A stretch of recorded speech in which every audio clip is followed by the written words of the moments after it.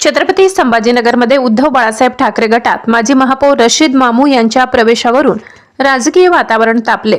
उद्धव बाळासाहेब ठाकरे यांच्या शिवसेनेचे नेते चंद्रकांत खैरे यांनी रशीद मामू यांच्या प्रवेशाला तीव्र विरोध दर्शविलाय। रशीद मामूंना कोणत्याही परिस्थितीत तिकीट मिळू देणार नाही अशी ठाम भूमिका खैरे यांनी घेतली आहे। चंद्रकांत खैरे आणि रशीद मामू यांच्यामध्ये वादावादी झाल्याचे समजते, त्याचा एक व्हिडिओ सुद्धा समोर आलाय। ऐन महापालिका निवडणुकीच्या तोंडावर शहरातील राजकीय वातावरण तापले।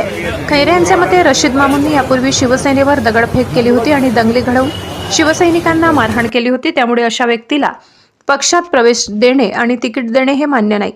उद्धव बाळासाहेब ठाकरे यांच्या शिवसेनेचे नेते अंबादास दानवे यांनी मातोश्रीवर रशीद मामू यांचा पक्षप्रवेश घडवून आणला होता। मात्र या प्रवेशानंतर शिंदे गट आणि भाजपने उबाठा मामू असे म्हणत उद्धव ठाकरे गटावर टीका करण्यास सुरुवात केली, त्यामुळे चंद्रकांत खैरे अधिक आक्रमक झाले।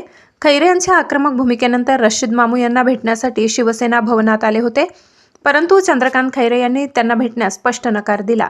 माझा तुला विरोध आहे, त्यामुळे मला भेटायचे नाही असे म्हणत खैरे यांनी मामूंना परत पाठवले। शिवसेना विरोधात दंगल करणाऱ्या व्यक्तीला तिकीट मिळू देणार नाही या भूमिकेवर खैरे ठाम आहेत। ऐन महापालिका निवडणुकीच्या तोंडावर उद्धव ठाकरे शिवसेनेतील अंतर्गत मतभेद पुन्हा एकदा चव्हाट्यावर आले आहेत। खैरे यांच्या मते मामूंच्या प्रवेशामुळे हिंदू मतांचे नुकसान होईल। त्यांनी दावा केलाय की त्यामुळे सुमारे 50,000 मतांचे नुकसान होऊ शकते।